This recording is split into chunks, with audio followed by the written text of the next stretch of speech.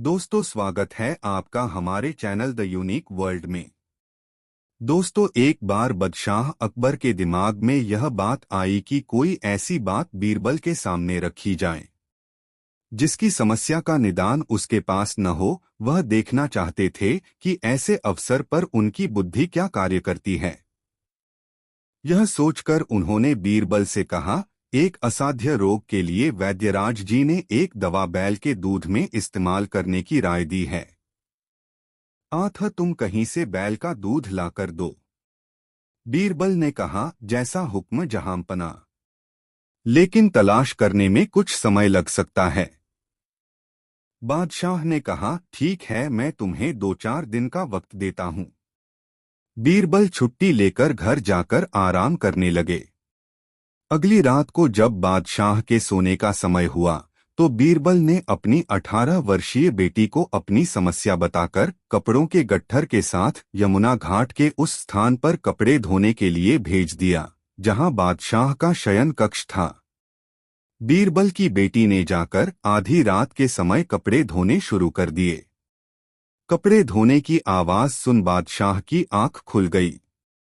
उन्होंने सिपाहियों को बुलाकर डांटा और पूछा, जाकर देखो कि कौन व्यक्ति इस समय यमुना में कपड़े धो रहा है, उसे रोका क्यों नहीं गया। वापस लौटकर सिपाहियों ने विनम्र स्वर में बादशाह को बताया, देखने में तो वह एक निहायत खूबसूरत जवान अच्छे कुल खानदान की लड़की नजर आती है। हमने उसे रोका तो उसने हमें डांट दिया। हमने कहा, बादशाह सलामत की नींद उचटेगी। तो बोली, जब ऐसा होगा तब देखा जाएगा। बादशाह बोले, बड़ी गुस्ताख नजर आती है वह लड़की।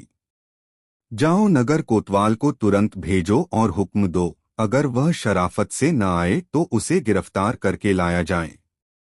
हुक्म की देर थी। कुछ देर बाद ही एक अनिग्ध सुंदरी बादशाह के सामने हाजिर हो गई। उसे देखकर बादशाह अचरज में पड़ गए। सोचने लगे कि कौन ऐसे माँ बाप हो सकते हैं जिन्होंने ऐसी लड़की को बेखौफ आधी रात के समय निर्जन घाट पर कपड़े धोने भेज दिया। बादशाह ने रोषपूर्ण स्वर में पूछा, ऐ लड़की, तुझे कोई और जगह नहीं मिली थी जो आधी रात को यहाँ महल के नीचे कपड़े धोने चली आई। लड़की ने विनम्र स्वर में कहा, हुजूर, इधर कपड़े धोने मैं इसलिए चली आई क्योंकि मुझे पूरा यकीन था कि बादशाह के महल साये में मेरी इज्जत महफूज रहेगी। उसके बुद्धिमत्तापूर्ण उत्तर से बादशाह अकबर प्रभावित हुए। फिर बोले, चलो, यह बात तो मैंने मानी, मगर कपड़े धोने का और कोई वक्त तुम्हें नहीं मिला। मजबूर थी शाहे आलम, मेरे बाप ने सुबह ही एक बच्चे को जन्म दिया है। मेरी माँ नहीं है, दिन भर देखरेख मुझे ही करनी पड़ी। रात का खाना वगैरह पकाने के बाद मैंने सोचा, अगर गंदे कपड़े रातों रात नहीं धुले तो सुबह उनके इस्तेमाल के लिए कोई कपड़ा न रहेगा। क्या बकती है लड़की, कहीं मर्दों के भी बच्चे पैदा होते हैं? क्यों नहीं हो सकते आलमपनाह, लड़की ने बेझिझक कहा, बैल दूध दे सकता है तो मर्द के भी बच्चे हो सकते हैं। लड़की का उत्तर सुनते ही बादशाह अकबर सन्नाटे में आ गए। क्रोध एकदम मुस्कान में बदल गया। वह बोले, मैं समझ गया दीवान, बीरबल की बेटी के अलावा और कोई नहीं हो सकती।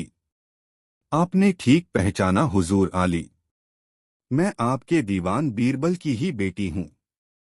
इतनी निडरता के साथ इतनी बुद्धिमत्तापूर्ण उत्तर बीरबल की ही बेटी दे सकती है। जाओ, बीरबल से कहो मैंने उन्हें दिया हुआ आदेश वापस ले लिया है। और फिर बीरबल की बेटी को इनाम देकर ससम्मान डोली में बिठाकर उसके घर भिजवा दिया। शिक्षा, इस दुनिया में बुद्धिमान लोगों की कभी कमी नहीं रही है। फिर वह तो बीरबल जैसे विद्वान और हाजिर जवाब व्यक्ति की बेटी थी। जैसा बाप वैसी बेटी। बादशाह को ठीक ही उत्तर दिया गया था। भला कोई बैल भी दूध दे सकता है? दूध दे सकता है तो फिर पुरुष के भी बच्चा पैदा हो सकता है। दोस्तों, वीडियो को एक लाइक जरूर करें। दोस्तों, एक बार अकबर बहुत उत्साहित होकर बोले, कोई भी उन्हें मूर्ख नहीं बना सकता। बीरबल ने जवाब दिया कि वह एक ऐसे दर्जी को जानता है जो किसी की भी नाक के नीचे से कुछ भी चुरा सकता है। अकबर ने बीरबल को इस बात को पूरा करने की चुनौती दी। दर्जी को महारानी का ब्लाउज सिलने के लिए बुलाया गया।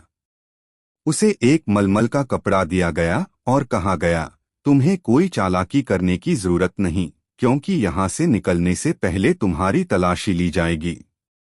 कमरे के बाहर एक सैनिक को तैनात कर दिया गया ताकि दर्जी अपने साथ कुछ न ले जा सके। कुछ समय बाद दर्जी का पुत्र आया, लेकिन उसे मिलने नहीं दिया गया। बाहर खड़े होकर उसने दर्जी को कहा कि उसकी पत्नी घर पर खाने के लिए बुला रही है। दर्जी ने कहा, तुम चले जाओ, मैंने अभी अपना काम खत्म नहीं किया। लेकिन उसका पुत्र बाहर खड़ा होकर उसे घर आने के लिए कहता रहा। दर्जी परेशान होकर उस पर चिल्लाया और अपना जूता उस पर फेंका। लड़का जूता उठाकर घर की तरफ भागा। जब दर्जी का काम खत्म हो गया तो उसकी तलाशी लेकर उसे जाने दिया। कुछ दिन बाद रानी की नौकरानी बोली कि उसने दर्जी की पत्नी को उसी मलमल के कपड़े का ब्लाउज पहने देखा है जिसका रानी पहनती है। दर्जी के घर की तलाशी ली गई तो ब्लाउज मिल गया। अकबर ने बीरबल से पूछा कि दर्जी कपड़े को कैसे बाहर लेकर गया। बीरबल मुस्कराकर बोला, जहां पनाह, उसने कपड़े को उस जूते में छिपा दिया था जो उसने अपने पुत्र पर फेंका था। शिक्षा, जब किसी के पास प्रेरणा हो तो उसकी मानवीय प्रतिभा की कोई कमी नहीं होती।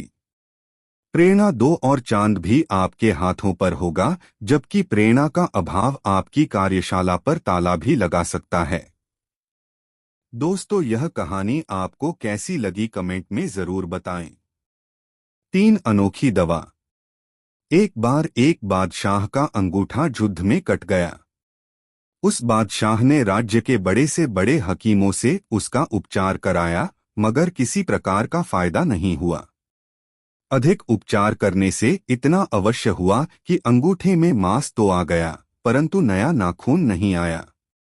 बादशाह ने सब हकीमों को जेल में डलवा दिया और कहा, हमारे अंगूठे पर नाखून आने के बाद ही तुम लोग छूट सकोगे, नहीं तो तुम्हारा छुटकारा कभी नहीं होगा। इसके बाद उसने यह कानून ही बना दिया। यदि कोई वैद्य का काम करता पाया जाता तो बादशाह उसे अपने पास बुलाकर औषधि पूछता। अगर यह न बता पाता तो उसे जेल में डाल दिया जाता था। यह देखकर राज्य के सभी हकीम डर गए। बहुतों ने तो यह काम ही छोड़ दिया और कितने ही इधर-उधर छिप गए। रोगियों को चिकित्सा के लिए वैद्य मिलना मुश्किल हो गया। यह खबर फैलते फैलते दिल्ली तक पहुंची और अकबर बादशाह ने भी सुनी।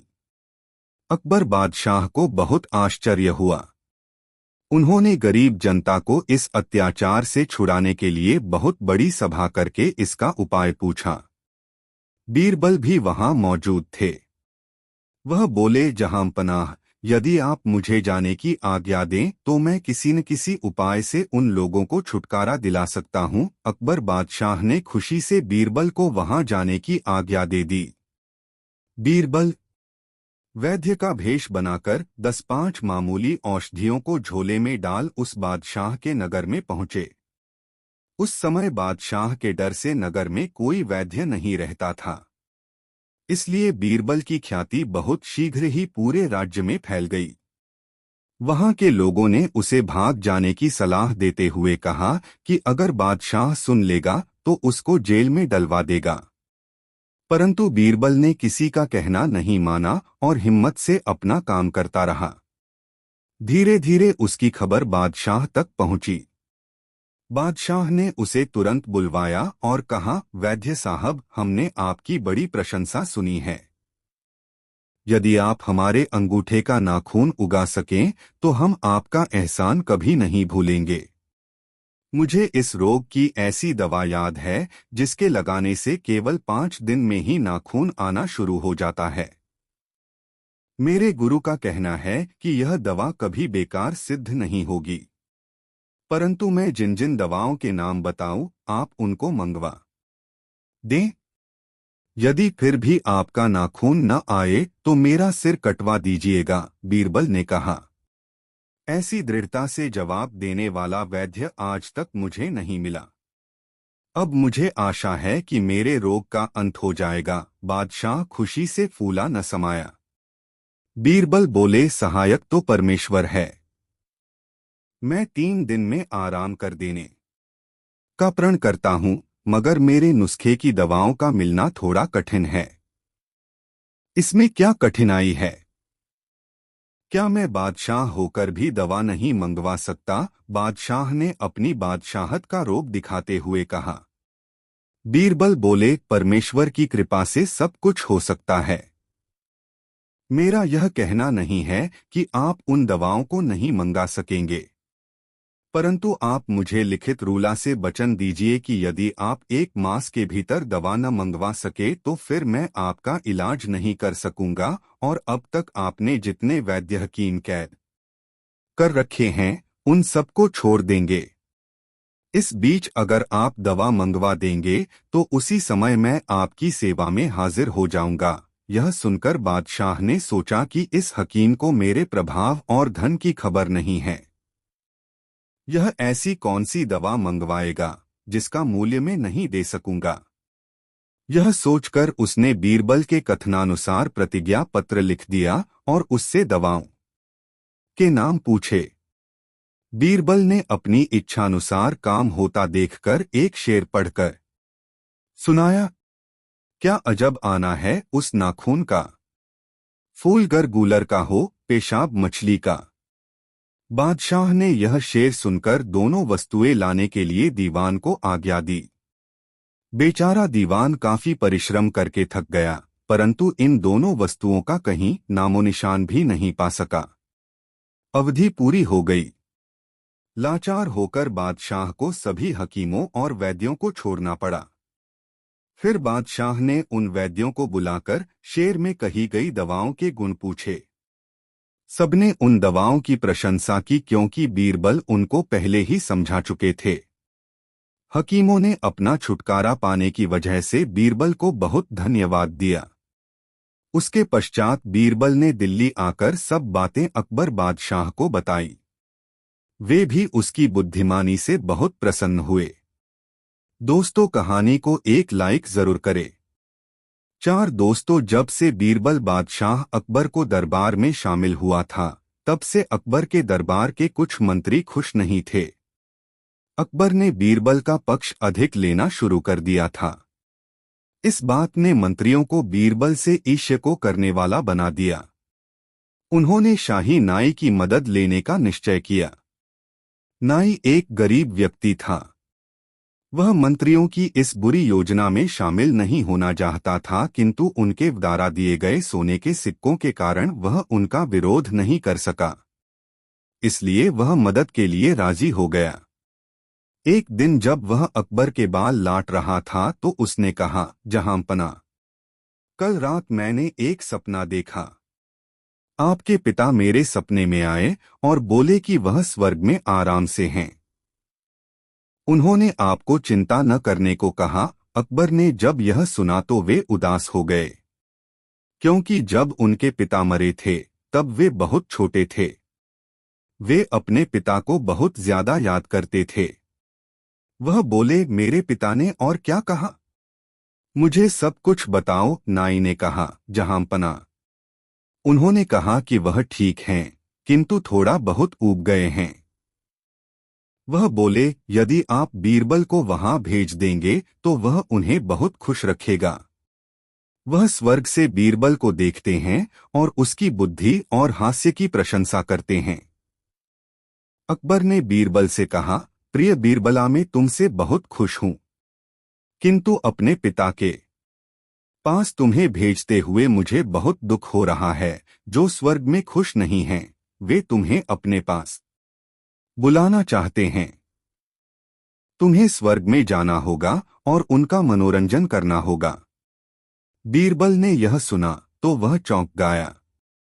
बाद में उसे पता चला कि यह मंत्रियों और नाई द्वारा बनाई गई योजना थी। उसने अपने घर के बाहर एक कब्र खुदवाई और कब्र के साथ एक रंग खोदी जो उसके शयन कक्ष तक जाती थी। फिर वह अकबर के पास गया और बोला, मैं स्वर्ग जाने के लिए तैयार हूं, किंतु हमारे परिवार की परंपरा है कि हमें अपने घर के बाहर दफन किया जाता है। मैंने पहले से ही कब्र की व्यवस्था कर ली है। मैं आपसे अनुरोध करता हूं कि मुझे वहां चींदा दफन कर दिया जाए। अकबरन ने बीरबल की इच्छा पूरी की। बीरबल को जिंदा दफन कर दिया गया। बीरबल सुरंग के रास्ते से अपने घर आ गया। 3 सप्ताह बाद वह अकबर के दरबार में गया। हर कोई बीरबल को देखकर हैरान था। अकबर ने कहा, तुम स्वर्ग से वापस कब आए? मेरे पिताजी कैसे हैं? और तुम इतने भद्दे क्यों दिखा रहे हो? बीरबल बोला, महाराज, आपके पिताजी ठीक हैं। उन्होंने आपको अपनी शुभकामनाएं भेजी हैं। किंतु जहां पनाह स्वर्ग में कोई नाई नहीं है। इस वजह से मैं बहुत भद्दा दिखा रहा हूं। यदि आपकी कृपा हो तो शाही नाई को आपके पिताजी के पास भेजा जाए, जिससे उन्हें खुशी मिलेगी। सम्राट ने तुरंत आदेश दिया कि नाई को जिंदा दफन करके स्वर्ग भेजा जाए। नाई अकबर के पैरों में गिर गया और क्षमा मांगने लगा। इसके बाद उसने सब कुछ कबूल कर लिया। अकबर ने यह योजना बनाने वाले सभी मंत्रियों को निकाल दिया और नाई को 10 कोड़े मारने का दंड दिया। दोस्तों, वीडियो कैसा लगा कमेंट में जरूर बताएं। 4 रुई की दलाली में मुंह काला, नई मजेदार कहानी। दोस्तों, एक बार अकबर बादशाह ने देशी कारीगरों की तरक्की के उद्देश्य से बहुत सी रुई इकट्ठी करवाई। इकट्ठी की गई रुई गरीब कारीगरों में बांट दी जाती थी। वे उसे बड़े परिश्रम से काटते थे और सूत बनाकर अकबर बादशाह के यहाँ पहुंचा देते थे। इस कार्य से उनकी जीविका चलती थी। इससे अकबर बादशाह को भी बहुत लाभ था। रुई का भंडारण अकबर बादशाह के लिए आवश्यक था, क्योंकि कारीगरों की इतनी औकात नहीं थी कि वे रुई खरीद सकते। रुई का सालाना हिसाब निकाला गया तो उसमें भारी कमी पाई गई। अकबर बादशाह को इसका पता लगा। उन्होंने बड़े बड़े कर्मचारियों को इसकी जांच के लिए नियुक्त किया। अब पुराने तौर तरीके छोड़कर हर माह की आमदनी व खर्च का हिसाब किताब होने लगा। फिर भी महीने के अंत में रुई कम पड़ जाती थी। अगले दिन अकबर बादशाह के मन में आया कि हटाओ यह बखेड़ा। इस तरह नुकसान उठाकर कितने दिन काम चलेगा।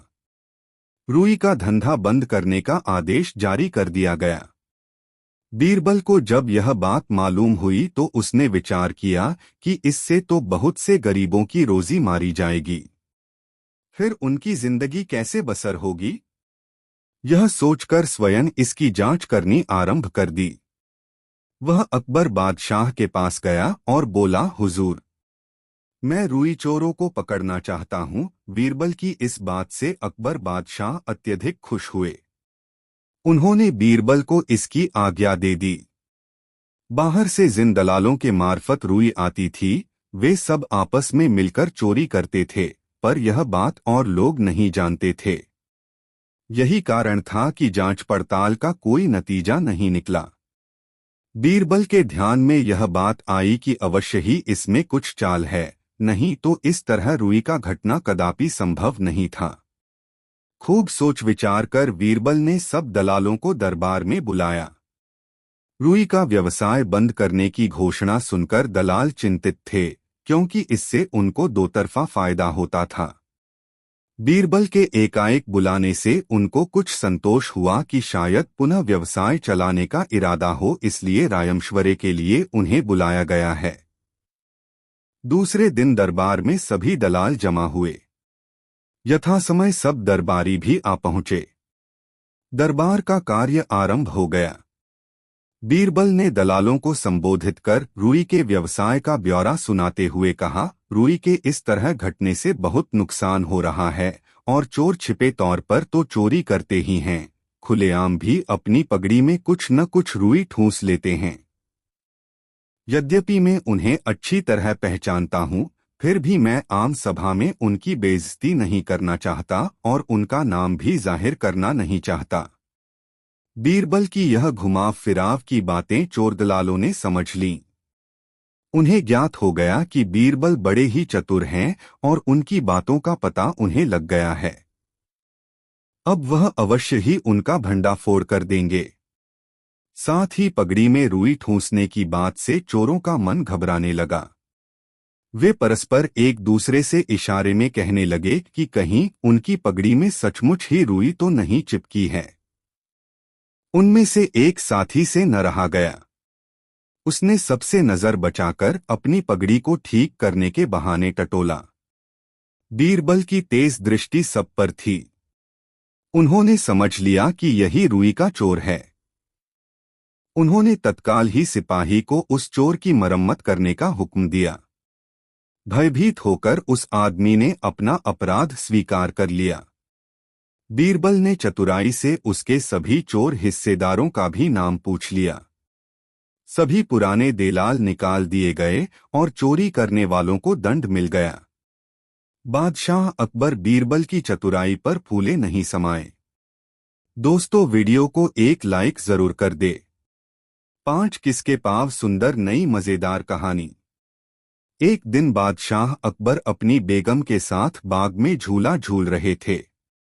बादशाह जूते पहने हुए थे, किंतु बेगम नंगे पांव थीं। बेगम ने जब अपने पोते बादशाह, जो उन्हें बहुत अच्छा प्रतीत हुआ, उनके मुकाबले में बादशाह के पैर को देखा, सूरत नहीं थे। बेगम ने बादशाह से कहा, मेरे पांव आपके पांव से सुंदर हैं। बादशाह ने इस बात को मानने से इनकार किया और कहा, मैं इसको नहीं मानता। बात धीरे धीरे बेगम और बादशाह के बीच वाद विवाद इतना बढ़ गया कि उनकी आवाज सुनकर जनान खाने की नौकरानियां तक वहां आ गई। बेगम ने अपने और बादशाह के पैरों की ओर संकेत करके पूछा, बोलो, हम दोनों में से किसके अधिक सुंदर हैं? पैर। इस सवाल को सुनकर नौकरानियां हैरत में पड़ गईं। किसी एक के पैर को सुंदर बताने से दूसरा नाराज हो जाता। इस दुविधा में उनसे कुछ कहते न बना। संयोग से किसी कार्यवश बीरबल वहां आ गए। बेगम उन्हें देखकर बड़ी प्रसन्न हुई। उन्होंने अपने तथा बादशाह के पैरों में अधिक सुंदर पैर बताने को कहा। बीरबल फौरन ही बोले, बेगम साहिबा, आपके पैर विशेष सुंदर हैं, इसमें किसी भी प्रकार के संदेह की बात नहीं है। लेकिन जहांपनाह के पैर भी सुंदर कहे जा सकते हैं, क्योंकि यदि इनके ही पैर न होते तो आपके पैर कैसे आ सकते थे?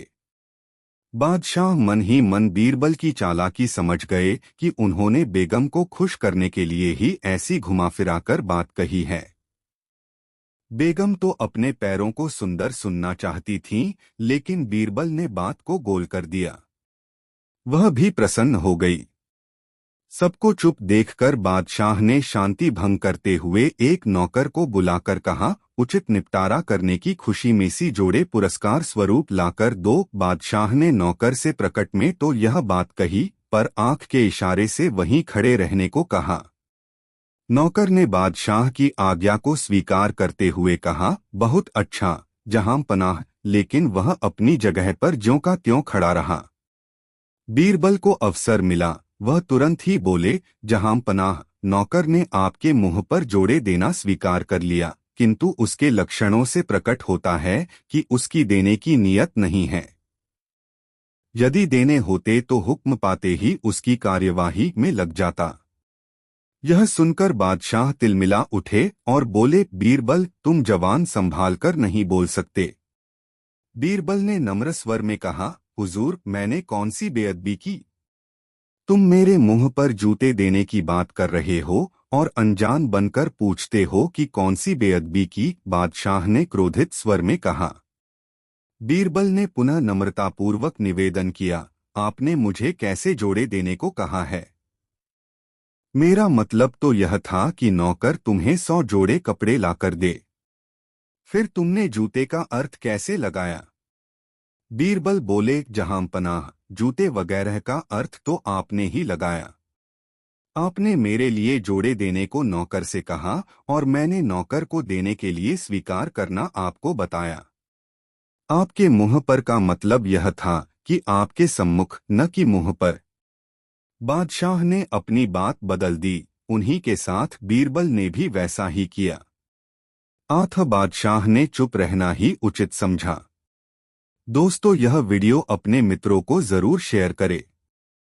तीन दोस्तों, प्रकृति की समानता होने से बादशाह और बीरबल में उत्तरोत्तर प्रेम बढ़ता ही गया, जिस कारण बीरबल को गरीबों का हित करने के लिए अच्छा अवसर मिलता था। वह येनकेन प्रकारेण बादशाह को प्रेरित कर कुछ न कुछ नित्य गरीबों को दिला दिया करता था। एक दिन की ऐसी घटना घटी कि बादशाह के गुरु महाशय मक्का से चलकर दिल्ली आए। रास्ते में राह की जानकारी न रहने के कारण उन्हें बहुत भटकना पड़ा था। बादशाह ने अपने गुरु का भली भांति आदर सत्कार किया। जब वे प्रकार कुछ दिन रहकर तगड़े हो गए तो फिर मक्का शरीफ लौट जाने का विचार प्रकट किया। बादशाह ने बड़ी प्रसन्नता में उन्हें पर्याप्त वस्त्राभूषण तथा धन धान्यादि देकर विदा किया। कितने दिनों के पश्चात एक दिन बादशाह ने बोरबल से पूछा, क्यों बीरबल, जैसे ये पीर साहब हमारे गुरु हैं, वैसे ही तुम्हारे भा कोई गुरु होंगे? यदि हैं तो वे कहाँ रहते हैं? 248 वे कभी तुम्हारे यहाँ आते हैं, वह तुम ही उनसे मिलने जाया करते हो? बीरबल ने उत्तर दिया, पृथ्वी नाथ, मैं निगुरी नहीं हूँ। आपकी मेहरबानी से मेरे अनेकों गुरु हैं, परंतु उसमें भेद केवल इतना ही है कि वे सबके सब बाहर रहते हैं। इसी कारण न कभी यहाँ आते हैं, न हमको उनका दर्शन हो मिलता है। थोड़े दिन से मेरे सुनने में आया है कि हमारे एक गुरु यहाँ आ रहे हैं। मुझे उनके रहने का स्थान तक ज्ञात नहीं है, फिर वे बताने ही क्यों लगे? उन्हें तो किसी के शाम तके की दरकार नहीं है। वैसे निष्प्रिय गुरु देखने में नहीं आते। यही कारण है कि इस दीन के द्वार पर कभी भी नहीं आने की कृपा करते। बादशाह को ऐसे गुरु से मिलने की इच्छा हुई और वे बीरबल से बोले, दीवान जी, जो तुम्हारे गुरु में इतनी विशेषता है तो मैं भी एक बार उनका दर्शन करना चाहता हूँ। हो सके तो जल्दी से जल्दी मुझे उनसे मिलाने का प्रबंध करो। बीरबल बोला, पृथ्वीनाथ, जब आप उनसे मिलने की इच्छा प्रकट करते हैं तो मैं तत्परता से उनकी खोज कराऊंगा, और यदि वे भी आपसे मिलने की इच्छा करेंगे तो मैं अवश्य आपसे उनका साक्षात करा दूंगा। बादशाह ने कहा, मुझे अविलंब उनसे मिलाने की चेष्टा करो। बीरबल बादशाह को तसल्ली देकर वहां से विदा हुआ। घर जाते समय रास्ते में एक वृद्ध लकड़हारे से उसकी मुलाकात हो गई। वह बेचारा तमाम परेशानी उठाकर भी आज अपनी संपूर्ण लकड़ियों को नहीं बेच सका था। बीरबल ने उससे बची हुई लकड़ियों का मूल्य दरियाफ्त किया, फिर पैसा देने के मिस से उसका अपने घर लिवा ले गया। लकड़ों का मूल्य देकर बीरबल ने लकड़हारे से पूछा, क्यों जी लकड़हारे, तुम हमें कोई सभ्य पुरुष जान पड़ते हो? समय के फेर से इस समय लकड़ियां बेचकर अपनी गुजर करते हो। मेरा तुमसे एक जरूरी काम है। यदि तुम उसके करने पर उद्यत हो जाओ तो मैं तत्काल तुम्हें 25 रुपए दूं। काम हो जाने पर तुम्हारी गुजर माफिक काफी रुपए दूंगा। लकड़हारे ने मन में सोचा, यदि ना ही करूंगा तो यह दीवान है जबरन बेगार में करावेगा। बेहतर है कि इसकी राजी करूं, तिस पर रुपए भी काफी देने को कहता है। मन में ऐसा ठहराकर वह बीरबल से बोला, मैं आपकी छोटी से छोटी आज्ञाएं पालन करने के लिए तत्पर हूँ। आपकी सभी आज्ञाएं मुझे स्वीकार होंगी। बीरबल ने कहा, अच्छा, मैं तुम्हें कुछ कपड़े देता हूँ, इन्हें धारण कर हनुमान जी के मंदिर के पिछवाड़े वाली कोठरी में जा बैठो। हाथ में माला लेकर बराबर जपते रहो। किसी की तरफ आंख उठाकर भी न देखना। तुमसे मिलने के लिए बहुत से अमीर उमराव आवेंगे। मुमकिन है स्वयं बादशाह भी आवें, परंतु उनसे भी कदापि न बोलना।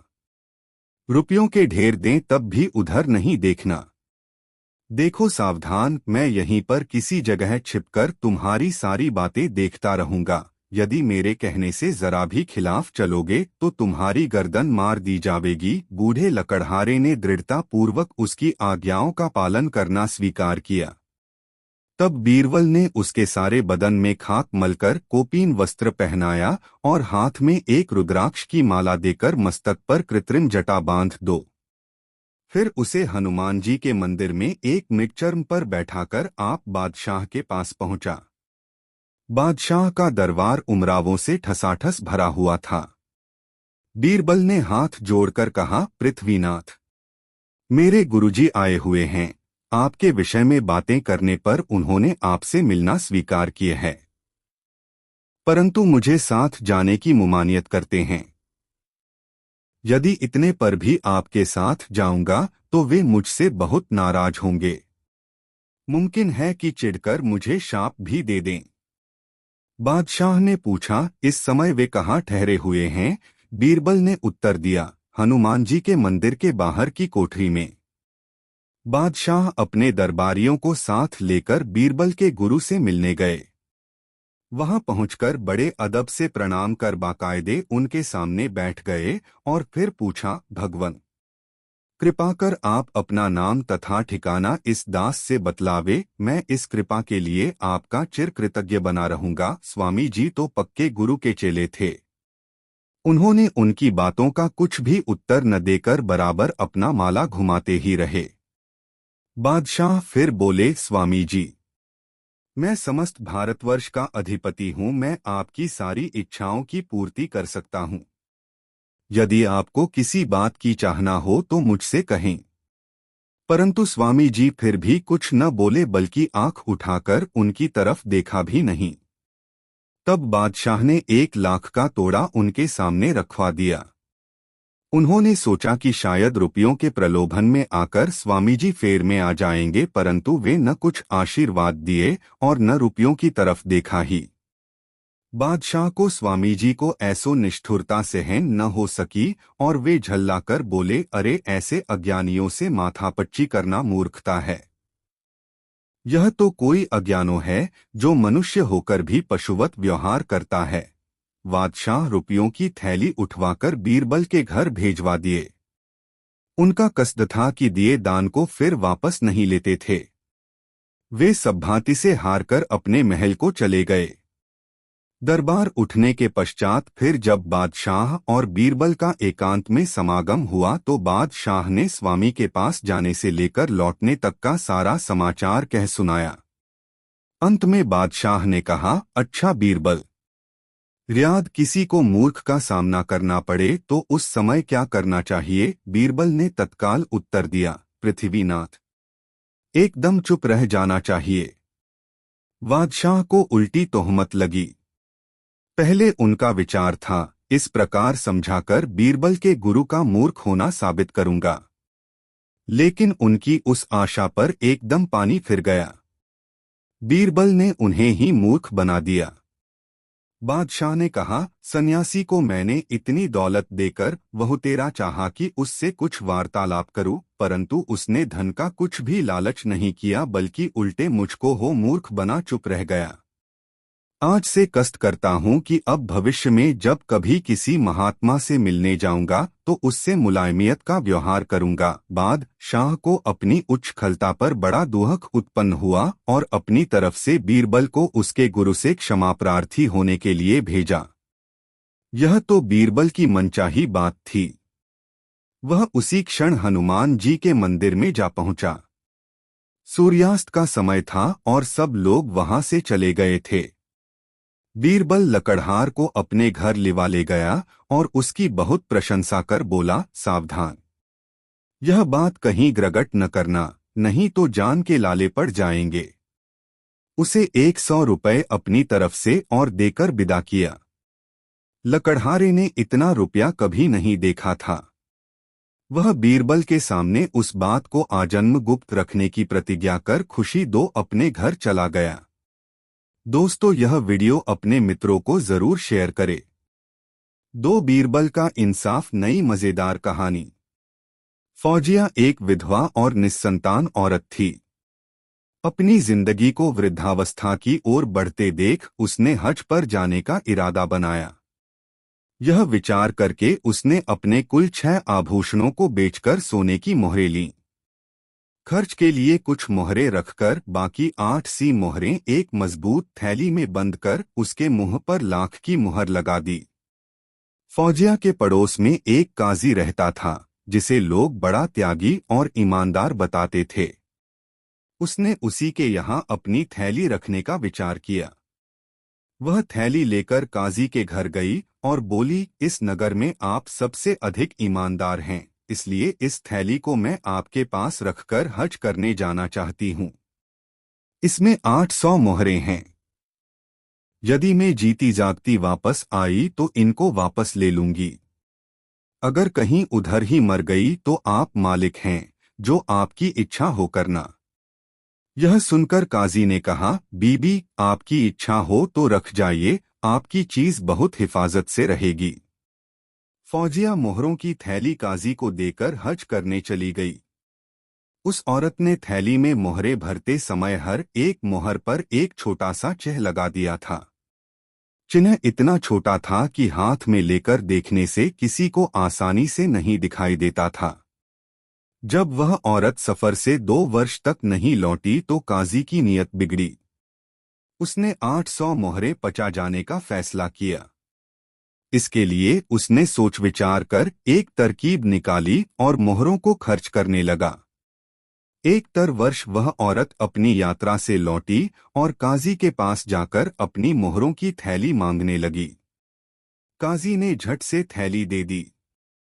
औरत अपनी थैली मोह पहले जैसी सिली देखकर बहुत खुश हुई। घर जाकर थैली खोलने पर उसको मालूम हुआ कि मोहरों के स्थान पर 8 सी तांबे और रांगे के टुकड़े रखे हुए हैं। यह देखकर वह घबरा गई। वह थैली लेकर दौड़ती हुई काजी के पास गई और सारा वृत्तांत कहा। तेरी थैली में क्या रखा हुआ था, मैंने देखा तक नहीं। तू जैसी थैली दे गई थी वैसी ही मैंने संभाल कर रख ली। जैसी मोहर लगी थी वैसी ही मैंने तुझे दे दी। फिर मैं क्या जानूं, लालची काजी ने कहा। काजी की बात सुनकर फौजिया बीबी बहुत घबराई और बोली, काजी साहब, मैंने मोहरें अपने हाथ से थैली में रखी थीं। मैं बहुत गरीब हूँ, मेरी जिंदगी का सहारा सिर्फ उन्हीं पर है। सारी नहीं तो आधी ही दे दीजिए। मैं आपको शरीफ आदमी समझकर अपनी धरोहर रख गई थी, परंतु आपने मुझ असहाय के साथ ऐसा अन्याय किया है जैसा कभी किसी ने किसी के साथ नहीं किया होगा। काजी ने क्रोध के साथ कहा, बेकार शोर मचाने से कोई फायदा नहीं होगा। चुपचाप यहाँ से चली जा, नहीं तो धक्के देकर निकलवा दी जाएगी। फौजिया बीबी ने समझ लिया कि काजी उसकी मोहरों को देना नहीं चाहता, इसलिए वह निराश होकर वहां से चली आई। लेकिन अपने घर जाने के बजाय सीधे अकबर बादशाह के पास गई और अपना सारा हाल कह सुनाया। अकबर बादशाह ने काजी को बुलाकर पूछा, तुम इस औरत की थैली के विषय में क्या कहते हो? कुछ वर्ष पूर्व यह औरत मेरे यहाँ एक थैली रख गई थी। जब यह लौटी तो मेरे पास अपनी थैली लेने आई। जैसी मोहर लगी थैली यह मुझे दे गई थी, मैंने वैसी ही लौटा दी। मैं नहीं जानता इसमें मोहरें थीं या बच्चों के खेलने के पत्थर, काजी ने शराफत का ढोंग रचते हुए कहा। काजी का जवाब सुनकर अकबर बादशाह को संदेह हुआ। उन्होंने उसको घर जाने की आज्ञा देकर औरत से कहा, तुम चिंता मत करो, आनंदपूर्वक अपने घर में रहो। थोड़े ही दिनों में तुम्हें तुम्हारी मोहरें मिल जाएंगी। अकबर बादशाह ने यह मामला बीरबल को न्याय करने के लिए दिया। बीरबल ने उस औरत से थैली ले ली और उसे अपने घर ले गए। तत्पश्चात बीरबल ने वैसी ही कुछ थैलियां मंगवाकर उसमें कुछ भरकर लाख की मोहर लगाई, फिर सभी थैलियों में एक एक छेद कर दिया और दिल्ली के सभी रफूगरों को बुलवा लिया। प्रत्येक रफूगर को एक एक थैली दी गई और उनसे उन थैलियों के छेदों को रफू कराया गया। उन सभी थैलियों में एक रफूगर की थैली बड़े कमाल की थी। उसे बारीकी से भी देखने पर छेद का पता नहीं चलता था। बीरबल ने उस रफूगर को अकेले में बुलाकर डराया धमकाया तो उसने काजी की थैली में रफू करना स्वीकार कर लिया। तुमने यह थैली कब रफू की थी? बीरबल ने कठोर स्वर में पूछा। हुजूर, शायद 1.5 वर्ष हुए होंगे। एक काजी ने मेरे पास आकर एक थैली रफू करवाई थी। उस थैली में क्या था, तुम्हें मालूम है? बीरबल ने पूछा। उसमें कुछ तांबे और रांगे के टुकड़े भरे हुए थे। इस काम के लिए तुझको क्या मिला था? 2 मोहरें। तुमने मोहरें भुनवाली या ज्यों की त्यों रखी हैं? एक तो भुनवाली और एक मेरे पास है। जाओ और उस मोहर को लेकर शीघ्र यहाँ आओ। रफूगर मोहर लेने चला गया। तब बीरबल ने उस औरत और काजी को बुलवाया। थोड़ी देर में रफूगर भी मोहर लेकर आ पहुंचा। काजी उसे देखते ही भय से कांप उठा। बीरबल काजी की शक्ल देख तुरंत ताड़ गया। उसने उस रफूगर से मोहर लेकर उस औरत के हाथ में दिया और कहा, तुम अपने कथनानुसार इस पर लगा चिन्ह दिखलाओ। उस स्त्री ने मोहर देखकर अपना चिन्ह बीरबल को दिखाया। फिर बीरबल ने रफूगर को थैली दिखाकर पूछा, क्या यह वही थैली है? हाँ हुजूर, यह वही थैली है। तुमने किस जगह रफू किया था, बताओ। यह देखिए, रफूगर ने वह स्थान दिखाया। बीरबल ने काजी की ओर देखकर कहा, क्यों, अब तुम क्या जवाब देते हो? काजी से कोई जवाब देते नहीं बन पड़ा। वह नीचे की ओर देखने लगा। बीरबल ने उसे कैद करने की आज्ञा दी। फिर काजी के मकान की तलाशी ली गई, जहां मोहरें एक थैली में भरी हुई मिली। उस औरत ने सब मोहरों पर अपना चिन्ह दिखाया। बीरबल ने उस औरत को सभी मोहरें देकर विदा किया। रफूगर को भी 2 मोहरें इनाम में दी गईं और काजी की सारी जायदाद जब्त कर ली गई। अकबर बादशाह बीरबल के इस न्याय से बहुत खुश हुआ। दोस्तों, यह मजेदार कहानी आपको कैसी लगी कमेंट में जरूर बताएं। 3 दोस्तों सेठ रोशन अली के घर एक उत्सव का आयोजन था। उस उत्सव के बाद सामूहिक भोज था। रोशन अली ने भोज के लिए शहर के सभी नामी गिरामी लोगों को न्योता भेजा था। न्योता मुल्ला नसीरुद्दीन को भी भेजा गया था। मुल्ला नसीरुद्दीन को इस तरह के किसी भी आमंत्रण से कोई प्रसन्नता नहीं होती। वह यह समझता था कि लोग अपना रुतबा दिखाने के लिए उसे अपने यहाँ दावत पर बुलाते हैं कि वे समाज को दिखला सकें कि देखो, मुल्ला नसीरुद्दीन जैसा बुलंद दिमाग इंसान भी मेरे घर आता है। वैसे मुल्ला नसीरुद्दीन खुद को बुलंद दिमाग इंसान मानता हो, ऐसी बात भी नहीं थी। उसके जितने भी हैरतंगेज कारनामे थे, वे अनायास ही घटित हो गए थे। मुल्ला नसीरुद्दीन जब कभी भी अपने में झांककर खुद को पहचानने की कोशिश करता तो पाता कि वह एक विवश इंसान है, जिसे प्रतिदिन अपना और अपनी पत्नी के भोजन के लिए मजदूरी करनी होती है, और हर रात वह यह सोचते हुए सोता था कि कल यदि मजदूरी के लिए कोई काम नहीं मिला तब। मुल्ला की पत्नी को जब मालूम हुआ कि सेठ रोशन अली के घर से मुल्ला नसीरुद्दीन को न्योता मिला है, तब वह बहुत खुश हुई और मुल्ला के लिए रेशमी जरीदार शेरवानी, साटनी चूड़ीदार पाजामा, रेशमी टोपी और नक्काशीदार जूती निकाल दी। मगर भोज के दिन मुल्ला नसीरुद्दीन सुबह से ही अपने दरवाजे के पास की खाली जमीन में सब्जियों के पौधे लगाने में व्यस्त हो गया। भोज का उसे ख्याल ही नहीं रहा। अचानक उसकी बेगम को ही याद आया कि आज तो मुल्ला को सेठ रोशन अली के घर भोजन करने जाना था। वह रसोई से निकली और दरवाजे पर आकर उसने मुल्ला को याद दिलाया, कैसे हो तुम? किसी काम में लग जाओ तो तुम्हें दीन दुनिया का भी अतापता नहीं रहता। आज तुम्हें सेठ रोशन अली के घर भोज खाने जाना है। हाँ, याद है मुझे। बस 2 पौधे बच गए हैं, उन्हें लगाकर निकल जाऊंगा। तुम चिंता मत करो, मुल्ला नसीरुद्दीन ने अपनी बेगम से कहा। बेगम फिर रसोई में चली गई। मुल्ला नसीरुद्दीन ने पूरी तन्मयता से दो पौधे और रोपे, फिर हाथ की मिट्टी झाड़ता हुआ उठा और अपने गधे को खोला।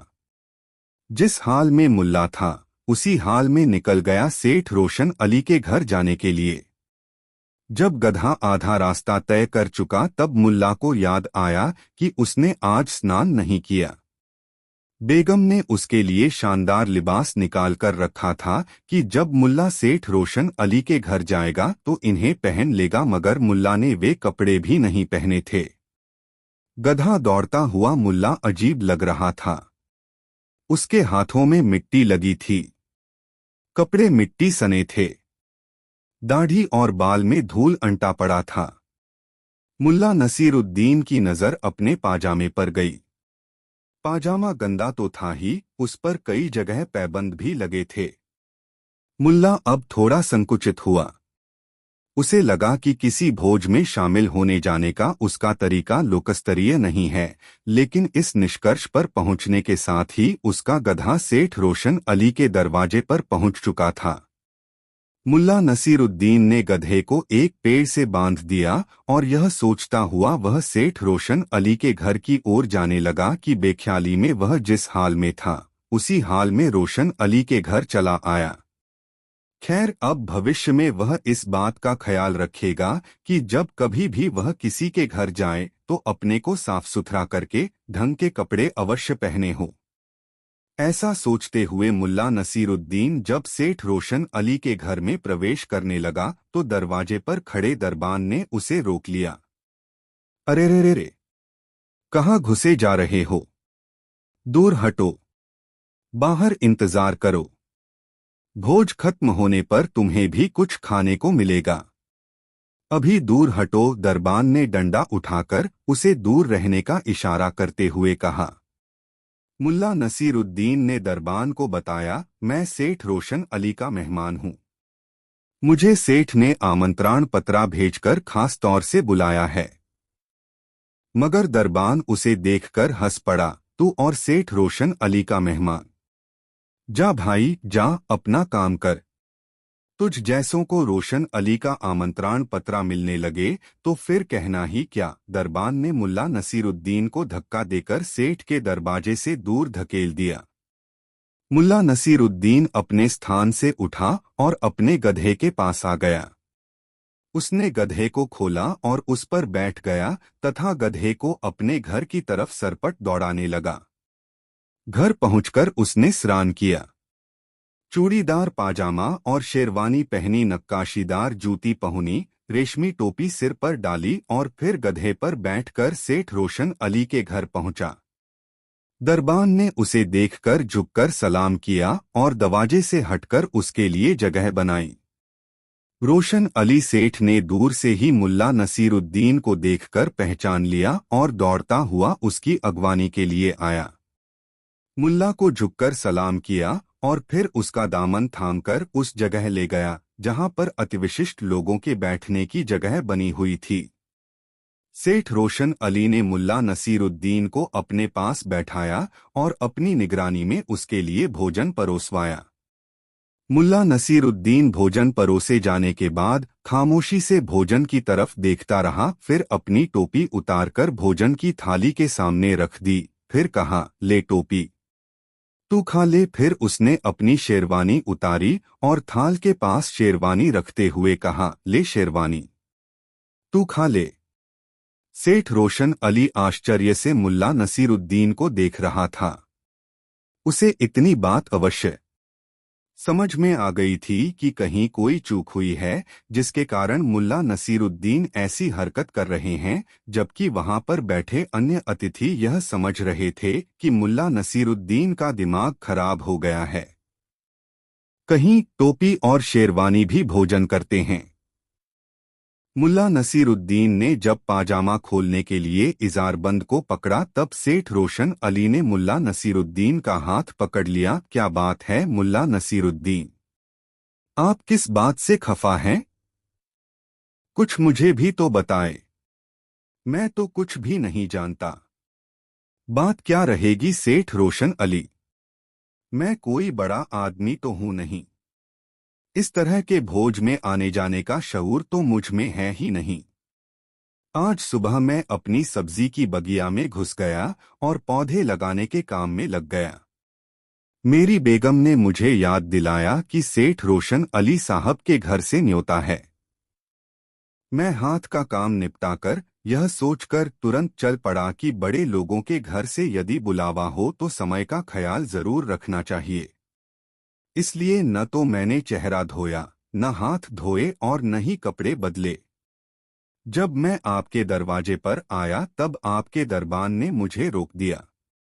मैंने उसे बहुत समझाया कि मैं यहाँ आमंत्रित अतिथि हूँ। सेठ रोशन अली ने मुझे खास ताकीद की है कि मैं अवश्य आऊं और भोज में शिरकत करूं, मगर दरबान ने मेरी बात पर यकीन नहीं किया और फकीरों की पांत में खड़ा हो जाने के लिए कहा। मैं लौटकर अपने घर गया, नहा धोकर ये कपड़े पहने और आपके दरवाजे पर आया तो मेरा गर्मजोशी से स्वागत हुआ। आपने बढ़कर मेरी अगवानी की। इससे ही मुझे समझ में आया कि इस दावत में मेरी नहीं, मेरे कपड़ों की प्रतिष्ठा है। इसीलिए मैं बारी बारी से अपने कपड़े उतारकर उन्हें दावत का लुत्फ उठाने के लिए प्रेरित कर रहा हूँ, मुल्ला नसीरुद्दीन ने सेठ रोशन अली से कहा। सेठ रोशन अली ने दरबान के व्यवहार पर मुल्ला नसीरुद्दीन से खेद जताया और उसे आश्वस्त किया कि दावत उसे ही दी गई है, उसके कपड़ों को नहीं। सेठ रोशन अली ने मुल्ला नसीरुद्दीन से कहा, मुल्ला साहब, हम जानते हैं कि आप हमारे शहर के सबसे बुद्धिमान व्यक्ति हैं। आप दुनियावी बातों से बहुत ऊपर उठ चुके हैं। आप जिस लिबास में भी रहें, हमारे लिए आदरणीय हैं। मैं अपने दरबान के व्यवहार से लज्जित हूं। हमें माफ कर दें। सेठ रोशन अली की मुलायमियत से कही गई बातें सुनकर मुल्ला नसीरुद्दीन का गुस्सा जाता रहा और वह दावत का मजा लेने के लिए बैठ गया। सेठ रोशन अली ने खुद परोस परोस कर मुल्ला नसीरुद्दीन को भोजन कराया। मुल्ला नसीरुद्दीन खूब तृप्त होकर सेठ रोशन अली के घर से अपने घर वापस आया। दोस्तों, कहानी अपने मित्रों को जरूर शेयर करें। 14 एक दिन सभा में बैठे बादशाह अकबर ने बीरबल की पगड़ी बांधने की कला की प्रशंसा की। उसी सभा में मुल्ला दोप्याजा बादशाह का एक मुहल्गा सरदार था। वह बीरबल की प्रशंसा बादशाह से न सुन सका। मन ही मन अपने अप्रमाण से चिढ़कर मुल्ला ने कहा, इसमें कौन सी बड़ी बुद्धिमानी है जिसकी इतनी बड़ाई हो रही है? इससे कहीं अच्छी पगड़ी तो मैं बांध सकता हूँ। बादशाह ने प्रसन्न होकर दूसरे दिन मुल्ला को अपनी कला प्रदर्शित करने को कहा। उस दिन के आवश्यक कार्यों को निपटाकर बादशाह महल में चले गए। सुल्ला मन ही मन आनंदित हो रहे थे। दूसरे दिन बड़े सुबह सुबह वह समय से पहले ही दरबार में जा पधारे। जो दरबारी आते वे देखते ही मुल्ला की तारीफ करते। अंत में बीरबल के साथ बादशाह भी आए। मुल्ला को पगड़ी देखकर बादशाह को बहुत प्रसन्नता हुई। मुल्ला को पगड़ी की तारीफ करते हुए बादशाह बोले, यह तो बीरबल की पगड़ी से सचमुच कहीं अच्छी बंधी है। यह सुनकर बीरबल बोले, जहांपना, यह मुल्ला साहब की करामात नहीं है बल्कि इनकी पत्नी की है। वास्तव में तारीफ के योग्य इनकी पतली है, न कि मुल्ला। उसी के सहयोग से आज यह इस सम्मान को प्राप्त हुए। यदि मेरी बात सत्य नहीं है तो मुल्ला साहब अपनी पगड़ी खोल दें और हुजूर के सामने दोबारा बांधें। यदि ऐसी ही सुंदर पगड़ी दोबारा बांध लेंगे तो ठीक है, अन्यथा फिर यही समझा जाएगा कि पगड़ी इन्होंने अपनी पत्नी से बंधवाई है। बादशाह ने बीरबल की बात को मान लिया और मुल्ला साहब को पगड़ी उतारकर दोबारा बांधने का हुक्म दिया। मुल्ला ने पगड़ी उतार ली किंतु वे बिना शीशे के पगड़ी नहीं बांध सकते थे। उन्हें इधर उधर झांकते हुए देखकर बीरबल ने चुटकी ली और कहा, मुल्ला साहब, क्या चाहिए? मुल्ला कुछ न बोले और पगड़ी बांधना आरंभ किया। शीशा न देखने के कारण उन्होंने जो पगड़ी बांधी उससे सब दरबारी और बादशाह हंस पड़े। मुल्ला बेचारे बहुत लज्जित हुए। बादशाह ने मन ही मन बीरबल की प्रशंसा की। प्रकट में बादशाह बोले, वाह मुल्ला साहब, आपने तो कमाल कर दिया। जो काम आप स्वयं नहीं कर सकते वह अपनी पतली से कठरवाते हैं। दोस्तों, वीडियो को एक लाइक जरूर करें। 15 दोस्तों, एक लोहार दरबार में बख्तर बनाकर लाया। बादशाह ने पूछा, यह बख्तर कैसा है? मजबूत है जहां पनाह, लोहार ने निवेदन किया। यह तुम्ही ने बनाया है? जी हाँ, हम इसकी मजबूती देखना चाहते हैं। अगर यह मजबूत हुआ तो तुम्हें इनाम देंगे, कमजोर हुआ तो दूसरा बनाकर लाना होगा। ऐसा कहकर बादशाह ने वह बख्तर एक पुतले को पहना दिया और तलवार हाथ में लेकर ऐसा वार किया कि बख्तर कट गया। बादशाह बोले, यह तो बड़ा कमजोर है, एक ही वार में कट गया। दूसरा बनाकर लाओ। लोहार चला गया और वह दूसरा बख्तर बनाकर ले आया। बेचारे ने पूरी मेहनत से 7 दिनों में वह बख्तर तैयार किया था। बादशाह के पास लाया तो बादशाह ने उसे भी पुतले को पहनवाया और अपने एक सिपाही से कहा कि पूरी ताकत से वार करो। वह सिपाही भी ताकतवर था। एक ही भरपूर वार में उसने तलवार से वह बख्तर भी काट दिया। लोहार घबरा गया। वह और मजबूत बख्तर नहीं बना सकता था। उसकी मेहनत, पैसा और समय बर्बाद हो गया। बादशाह बोला, बार बार कमजोर और घटिया बख्तर उठा लाते हो, जाओ मजबूत बनाकर लाओ। फिर ऐसा ही लाए तो इनाम तो क्या, सजा मिलेगी। अब तुम जा सकते हो। घबराया हुआ लोहार सीधा बीरबल से मिला और अपनी दर्दभरी कहानी सुना दी। वह बीरबल से बोला, राजा जी, मेरा पैसा, वक्त और मेहनत 2 बार बेकार जा चुकी है। गरीब आदमी हूँ, अब तो सजा भी मिलने की बात आ गई है, जबकि इससे मजबूत बख्तर बन नहीं सकता। पता नहीं कैसे कट जाता है। लड़ाई तक में मेरे बनाए गए बख्तर कारगर साबित हुए हैं। बीरबल जानते थे कि लड़ाई में इस तरह आराम से अपना बख्तर कोई सैनिक नहीं कटवाता जैसे बुत कटवा लेता है, क्योंकि बुत बचाव नहीं कर सकता। बुत पर वार करने वाले को डर नहीं होता है, इसलिए बुत को पहनाया गया बख्तर काटा जा सकता है, भले ही वह मजबूत हो। बीरबल ने लोहार को समझाया, तुम खुद उसे पहनना और जब कोई वार करे तो तुम भी चीख मारकर झपटना। वार करने वाला झिझक जाएगा, वार कमजोर हो जाएगा और बख्तर नहीं कटेगा। लोहार सारी बात समझ गया। उसने ऐसा ही किया। वह बख्तर बनाकर ले गया। उसने बीरबल द्वारा बताई गई तरकीब काम में ली। इस बार बख्तर नहीं कटा। बादशाह ने बख्तर स्वीकार कर दिया और फिर उसे इनाम देते हुए पूछा, यह तरकीब किसने बताई है? उसने बीरबल का नाम बता दिया। बादशाह खुश हो गया। सचमुच बीरबल उनका अनमोल रत्न था। दोस्तों, अकबर बीरबल की यह मजेदार कहानी आपको कैसी लगा कमेंट में जरूर बताएं। ऐसी और नई मजेदार कहानी सुनने के लिए हमारे चैनल द यूनिक वर्ल्ड को सब्सक्राइब जरूर कर ले और यह वीडियो अपने मित्रों को जरूर शेयर करें। वीडियो देखने के लिए बहुत बहुत धन्यवाद।